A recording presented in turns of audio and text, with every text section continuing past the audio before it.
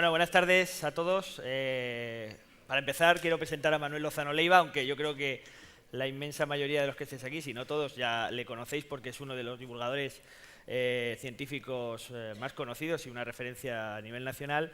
Él es catedrático de Física Atómica, Molecular y Nuclear en la Facultad de Física de la Universidad de Sevilla. Ha dirigido 12 tesis doctorales, tiene más de 80 publicaciones científicas. Ha hecho algunos de mis libros favoritos de divulgación, te lo digo así, ya te lo comentaba antes: El cosmos en la palma de la mano, de Arquímedes a Einstein, Los hilos de Ariadna. También alguno polémico con los nucleares, ¿por qué no? Que algún dolor de cabeza, y si quieres luego lo comentamos. También ha dirigido una serie de divulgación en la televisión andaluza, en Canal Sur, que era Andaluciencia. Y también ha escrito novelas históricas ambientadas en el siglo XVIII, como El enviado del rey, y otras novelas históricas, que es tu faceta más friki, ¿no? Digamos. Luego lo comentamos.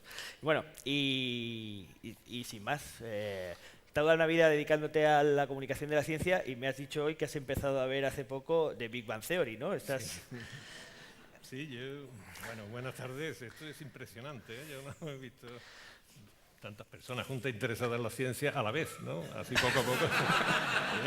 Poco a poco y en grupitos, sí, pero muy bien. Así que gracias, ¿no?, por lo que me corresponde como asalariado de la ciencia. Pues sí, antes comentaba que mis alumnos, es que he empezado el curso esta semana, el lunes, y me comentaron así sobre The Big Bang Theory y les confesé que llevo enganchado con ella hace este mes. Yo no la conocía, ¿no? Y entonces me parece una cosa muy divertida. Claro, pero tienes un problema, ¿no? Que estás más pendiente. Tengo un problema, igual que antes, no sé si habéis visto la transparencia anterior a esta, estaba toda llena de fórmulas, ¿no? Entonces ya por deformación profesional miro a ver si son correctas. A las de antes estaban correctas, ¿eh? Era el momento magnético del electrón, y estaba bien. Y entonces con la Big Bang Theory tengo ese problema, ¿no? Que estoy mirando la pizarra de atrás que tiene y lo que dicen, y claro, cuando dicen un chiste le pregunto a mi mujer cómo ha sido el chiste, ¿no? La tercera vez pues ya se enfada y ya no me lo cuenta, ¿no? Pero me los pierdo muchos chistes. El otro día había una fórmula dimensionalmente incorrecta, ¿eh? Pero por lo demás estaban todas bien, ¿eh? Hay que llamar por teléfono a los guionistas de la serie para corregir ese detalle. Están muy bien, ¿eh? O sea, no hay fallos. En general, cuando alguien como tú, desde el mundo de la ciencia, tantos años de trabajo, cuando ve cosas de ficción, ¿se cometen muchas incorrecciones a la hora de comunicar la física? Eso ha cambiado, eso ha cambiado. Yo creo que en España están haciendo una labor ahora muy buena los periodistas, ¿eh? Hace 15 años, por decir algo, ¿no? 20, cada vez que veías en un periódico una información sobre ciencia te daba escalofríos, ¿no? Porque aquello era una barbaridad. Ahora ya no. Ahora ya cada vez, incluso nosotros estamos usando profesionalmente mucha infografía de los periodistas, ¿eh? Y desde luego Internet está cambiando esto totalmente. Así que yo soy de los optimistas, ¿no? Lo que pasa es que a mí me gustaría distinguir un poquito entre divulgación y comunicación. O sea, yo creo que lo que tenemos que hacer, no tenemos que, sino que debemos de hacer los científicos, es divulgar, pero, o sea, bajar el nivel todo lo que podamos, ¿no? Y explicarlo de manera que el máximo de personas lo entiendan, ¿no? Pero después eso es una tarea de los periodistas, fundamentalmente de los comunicadores, o sea, que son dos escalones: la divulgación y la comunicación. Y eso está mejorando mucho. Hay una vieja polémica, bueno, un debate interno sobre el asunto. Una de las frases que decían en el capítulo último que hemos visto de la serie de José Antonio Pérez, el científico decía: la divulgación es parte de nuestro trabajo. Hay científicos que dicen que no, que realmente su labor es investigar, y que la parte de contar lo que han hecho, que la lleve. Yo lo agradezco como periodista, oye, que si no tenemos trabajo, ¿no? No, por supuesto que eso hay. Por ejemplo, yo, antes de empezar a divulgar, yo decía que cualquier compañero que hacía divulgación científica es que estaba acabado. O sea, que eso ya no valía para nada, que eso no era asunto nuestro. Yo era en ese sentido bastante drástico. Después he ido cambiando, obviamente, ¿no? Y yo creo que sí, que tenemos una responsabilidad. Hay que tener en cuenta que nosotros nos paga el Estado, ¿no? O sea, que viene el dinero de la población, y por lo tanto, de alguna manera tenemos que devolver eso. Y eso, la manera mejor que la podemos hacer es aumentando la cultura científica de la población. Porque es que además, fíjate que yo soy de la opinión, de que en el futuro ya, de hecho, es muy difícil ejercer la democracia si no se tiene una cultura y una información científica veraz. Porque es que si no, podemos caer en manos de alarmistas, de charlatanes, de los obispos, etc., ¿no? Y no estoy hablando...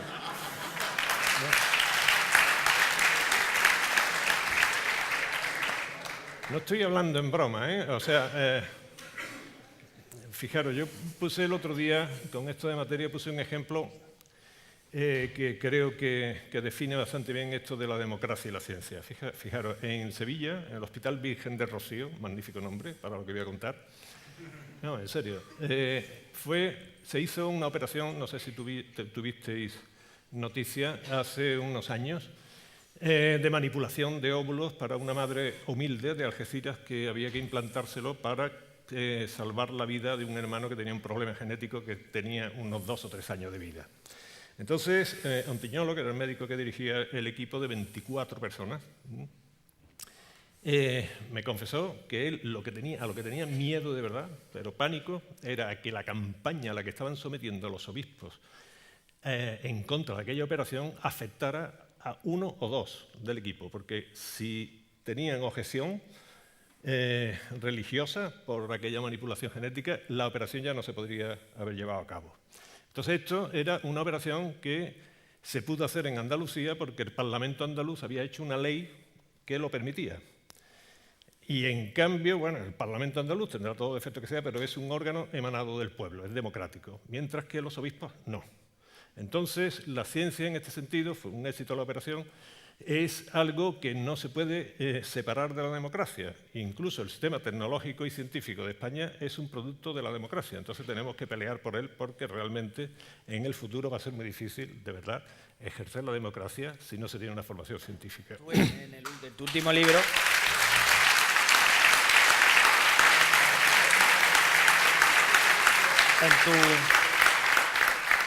En tu último, no aplaudan tanto que no nos dejan. Tengo que ser más breve, ¿no? Yo voy a ser más breve, ¿no? No, es una broma. En tu último libro, bueno, en el penúltimo, en El fin de la ciencia, sí, me confesabas hace unos meses que tu intención era haberlo subtitulado como algo así como Ciencia para políticos, con la esperanza de que algún político o alguien de la administración entendiera cómo realmente funciona este sistema. ¿Has desistido ya definitivamente o sigues con tu empeño? Es muy difícil. Yo seguí con mi empeño. Yo en algunos asuntos incluso me llegó a llamar, por ejemplo, en el caso de, tú has citado antes, ¿no?, de la energía, pues me citó el grupo parlamentario de la energía y en el Parlamento, ¿no?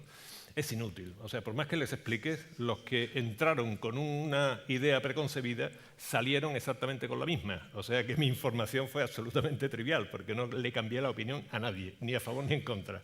Entonces, cuando se mezcla la ideología, ¿no?, o los prejuicios, o por ejemplo lo que decíamos antes, ¿no?, las creencias, etcétera, etcétera, con la ciencia, es muy difícil que fructifiquen las cosas. Entonces, a mí me hubiera gustado hacer un libro para políticos, pero ya el propio editor me dijo, mira, eso es inútil, así que me lo cambió y se llama de otra forma. En España, bueno, ahora con el debate de los recortes, parece que hay una doble contradicción. Por un lado, cuando se hace una encuesta, los ciudadanos valoran muy bien a los científicos. Luego, cuando los políticos llevan a cabo su tarea de gobernar, se cargan la ciencia lo primero.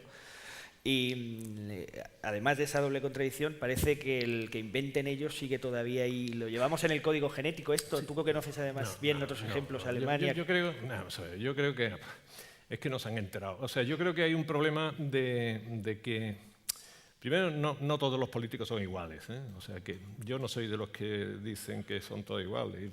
Yo creo que hay diferencias, ¿no? Pero fíjate que yo tampoco me gusta el plañiderismo, ¿no? Ya está bien de llorar. Es verdad, nos están pegando unos hachazos que son para llorar, ¿no?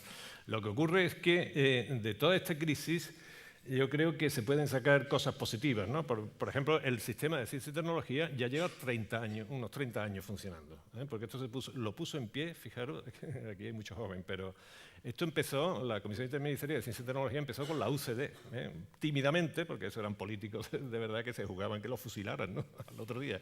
Pero bueno, más o menos lo pusieron. Después fue en los 80. O sea que esto es muy moderno, pero Es muy moderno, pero ya lleva 30 años. Y entonces nosotros tenemos que hacer también una autocrítica, ¿eh? O sea, nosotros ya hay muchas líneas de investigación, incluso algunos institutos y demás, que se han metido en unos caminos obsoletos, en otros de mediocridad. En fin, que tenemos que hacer una autocrítica bastante fuerte. Lamentablemente es que no tenemos liderazgo político.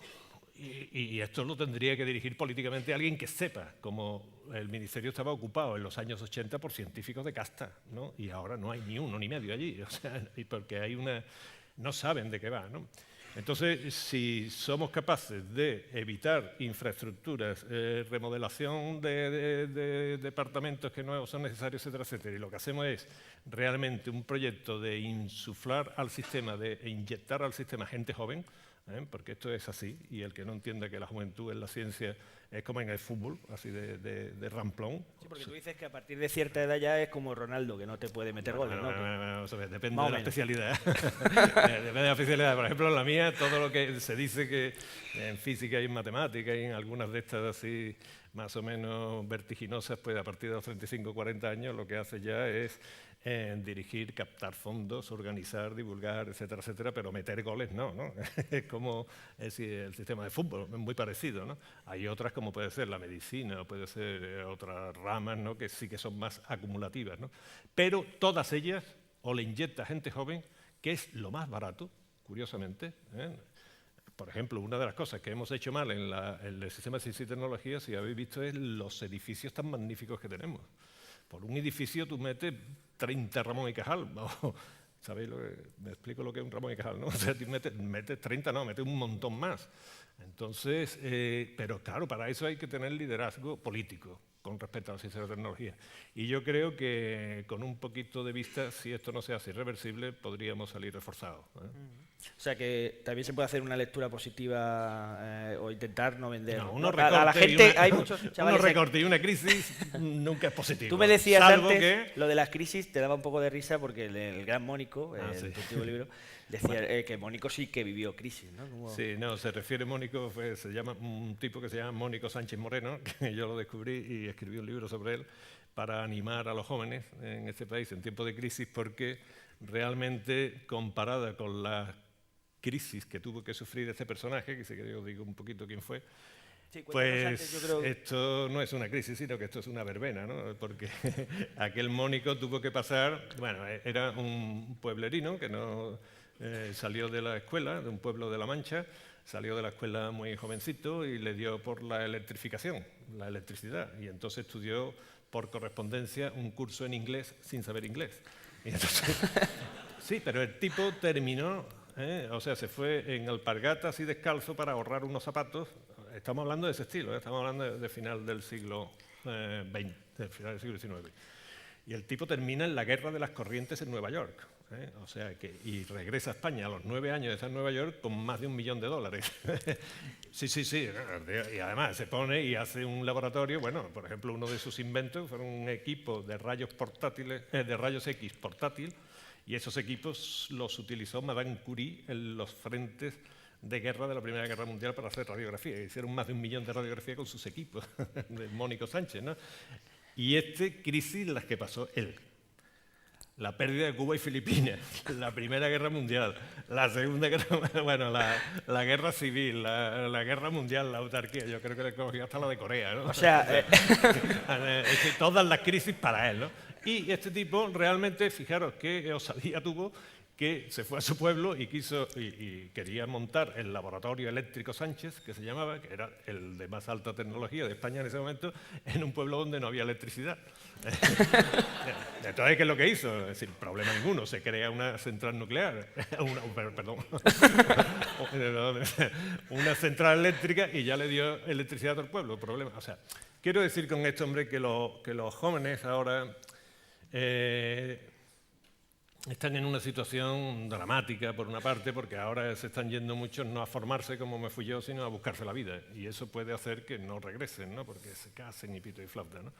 Y estamos perdiendo ahí una posible oportunidad. Pero si aguantamos el tirón, La verdad es que ahora estáis muy bien formados y estáis con una crisis que ya te digo, que comparada con otras es una fiesta, ¿eh? Esto ni es crisis ni es nada, así que ánimo que no pasa nada, ¿eh? Y si hay un error, ya que hablábamos antes de los políticos y del enfoque general del proyecto como país de la investigación, quizá, y lo hablábamos hoy con el ejemplo que ponía José Scientia con el caso dramático que nos ha contado, es el de creer que la ciencia tiene sentido solo si es útil y se transforma en patentes y tiene que dar resultados inmediatos y demás. Eso es, mira, si yo os dijera aquí ahora una cantidad de ejemplos, que todos conocéis además por otra parte, ¿no?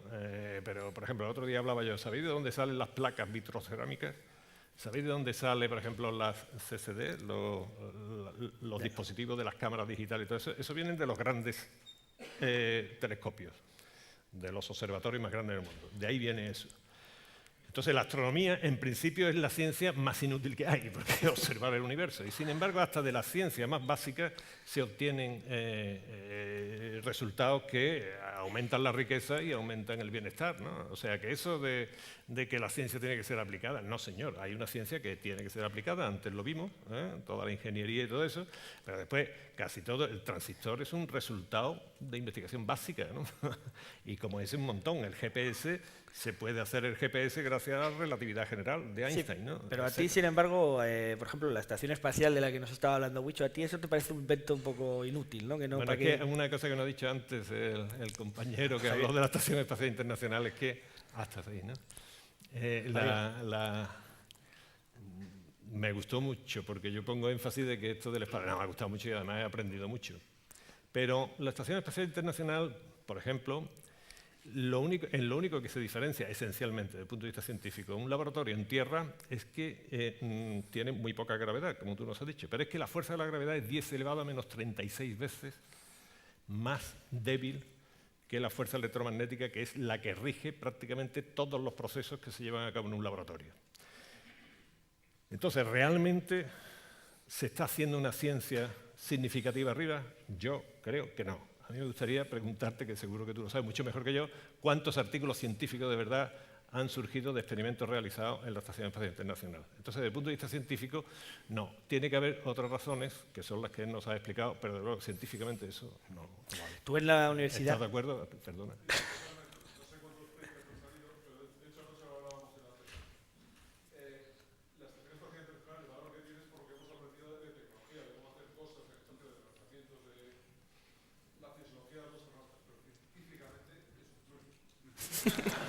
Aún más, pero ya que está él aquí, hombre, corrígeme, de verdad, si me paso yo con la Estación Espacial Internacional, que tú sabes mucho, pero la Estación Espacial Internacional es, de nuevo, de lo que decía antes, como un problema de falta de cultura científica y la imbricación que debería de tener la ciencia y la democracia. La Estación Espacial Internacional, antes de lo que él nos ha contado, el embrión, se llamaba la Freedom. Freedom, que era de un producto de la Guerra de las Galaxias. Eso fue la primera idea inicial. Y esto, cuando Ronald Reagan y demás, reunió un comité científico y le dijo, bueno, ¿y esto qué tal? Y los físicos, algunos le dijeron, esto no sirve para nada, ¿no? Y entonces hubo un anuncio de televisión de la McDonnell Douglas, que eso sí que sabían lo que querían. Y en el anuncio de televisión ese pues, fue fantástico, ¿no? Bueno, entonces no se sabía si hacerlo, ¿no? La Freedom. Y entonces salió un anuncio de televisión, un fondo de estrellas, ¿no? Y aparece una nave, un rugido tremendo. En el espacio no hay aire, por lo tanto, no hay sonido. Pero bueno, no pasa nada. Entonces salía lo de CCCP, ¿os acordáis? Aquello de la Unión Soviética. Y la voz en off decía, a muchas millas de la Tierra se están haciendo experimentos que salvarán vidas, que darán nuevos materiales, bla, bla, bla, bla, bla. Y entonces se escuchan unas voces en ruso y ya aparece la estrella roja. Y al final dice, América, no Estados Unidos, sino América no debería estar allí, y se escucha ya la risa de los astronautas y se pierde, ¿no? Aquel anuncio cambió la opinión pública muy en favor de la Freedom, ¿eh? Entonces, ¿por qué? Si os dais cuenta, si en vez de ese anuncio le hubieran preguntado a los físicos, la gente hubiera dicho, esto la verdad es que a lo mejor no vale para mucho, ¿no? Entonces fue cuando llegó Bill Clinton, tú me corriges si no, y entonces le dijeron, bueno, ¿y esto de la Estación Espacial Internacional qué dice? Esto no sirve para nada. Y entonces él dice, pero no la vamos a echar abajo, ¿no? Y dice, bueno, pues eso es lo que han hecho los rusos, que tiraron la suya, la Mir, la echaron al fondo del Pacífico. Y dice, bueno, pues antes que tirarla de chatarra, que pague todo el mundo. Y entonces la hicieron Estación Espacial Internacional, en vez de los americanos, pagamos todos, ¿no? Eso sí, perdona. Nos va a escribir la NASA mañana. Mandamos al astronauta que llevaba la bandera nacional que más grande ha sido en ningún astronauta. No sé si os acordáis, era una bandera de Pedro Duque, sí. Era un pedazo de bandera. Y llevaba un tricornio en miniatura, que llevaba el... Esto es verdad, ¿no? Buscarlo. Pero más en serio. Pedro Duque estuvo tratando de... a nosotros nos llegó allí para ver... tenía una posibilidad de hacer en promedio, porque estas cosas se calculan de una manera muy compleja, pero podía hacer unos 25 experimentos, más o menos, ¿no?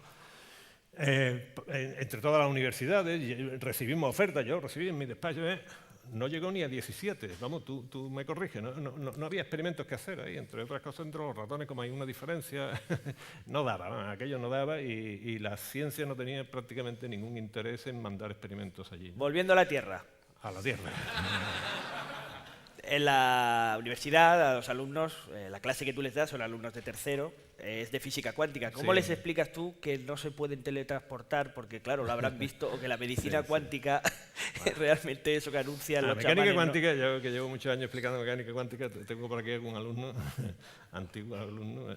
Yo les digo a los alumnos, es que he empezado esta semana, ¿no? Y se lo he dicho, digo, mira, vosotros yo voy a tratar de que sepáis manejar bien la mecánica cuántica y os voy a tratar de enseñar todo lo que pueda, pero la mecánica cuántica es un poco como el sistema eléctrico español, que si te lo explican y piensas que lo has entendido es que te lo han explicado mal.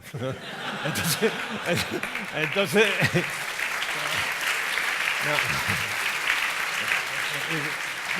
entonces, bueno, hay otro dicho de la mecánica cuántica, dice, bueno, la mecánica cuántica no es cuestión de entenderla, sino de hacerse a la idea.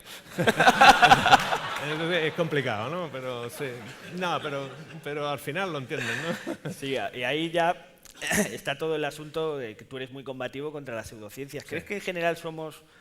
Iba a decir un país de supersticiosos, no, somos una especie muy supersticiosa, ¿no? Ayer veíamos con Dani Marín que los cosmonautas, antes de subirse al aparato tecnológico más sofisticado de la Tierra, hacen una serie de rituales, como 20 rituales, para tener buena suerte. O sea, bueno, esto sí es también serio, ¿no? Es que cuando te pones a divulgar, aquí es que estoy encantado con vosotros porque estáis entregados, ¿eh?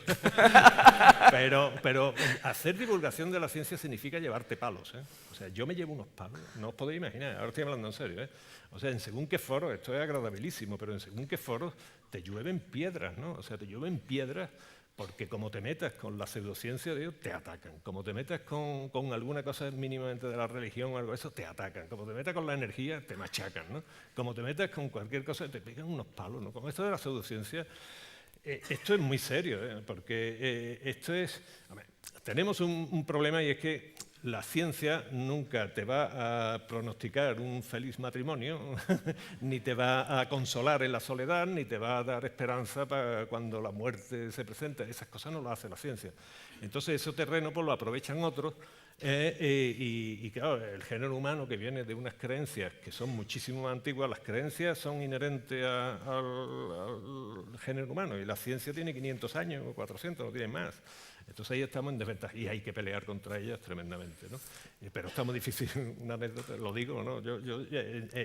El mejor homeópata de Sevilla y Jerez y el Puerto, porque abre consultas en los 3 sitios, en cada una de ellas gana en su consulta como el doble que yo en el mes, ¿no?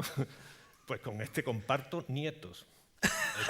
¿Está claro? O sea, está claro que yo esto lo sufro directamente. ¿Dónde? O sea, juro, ¿eh? Salúdale que te estará viendo. Hostia, no me jodas, ¿eh? Yo creía que estaba más aquí. Corta. Bien. Bueno, yo lo que quiero vas a tener que hacer un par de llamadas al salir.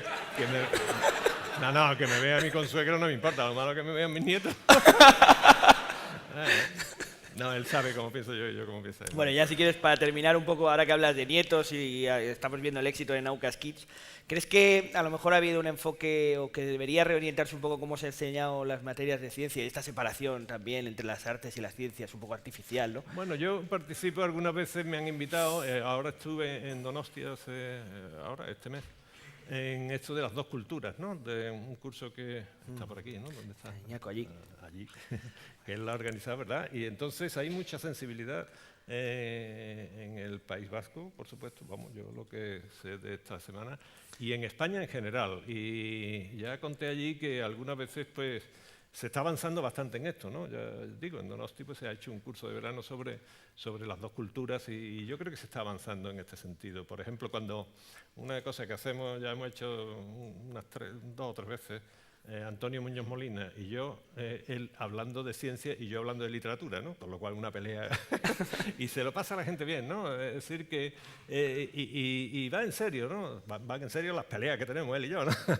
Pero no, somos muy amigos. Pero te quiero decir que esto está avanzando y cada vez se está imbricando poquito a poco más la ciencia en la cultura general del país. Y yo creo que no es una tontería eso de que los científicos siempre salgamos como el grupo profesional mejor valorado por parte de la población, ¿no? Yo creo que esa sensibilidad la tienen las personas junto con la medicina y con la enseñanza, que curiosamente somos los 3 que nos están recortando más los que están más abajo. Pero bueno, eso es lo que hay. Y la población, cuando se le trata de comunicar la ciencia por parte de divulgadores científicos y por parte de los periodistas, se muestran, yo siempre lo veo, que se muestran por una parte agradecidas.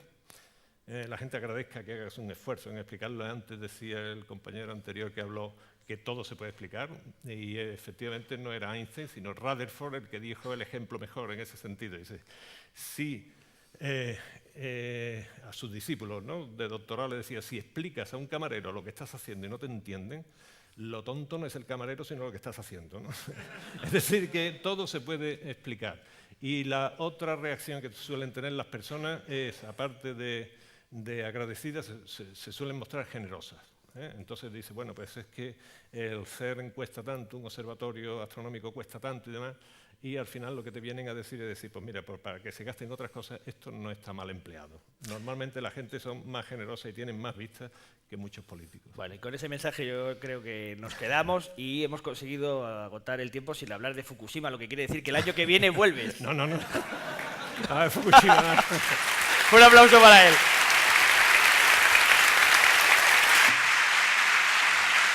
Necesitamos los micrófonos para Bilbao.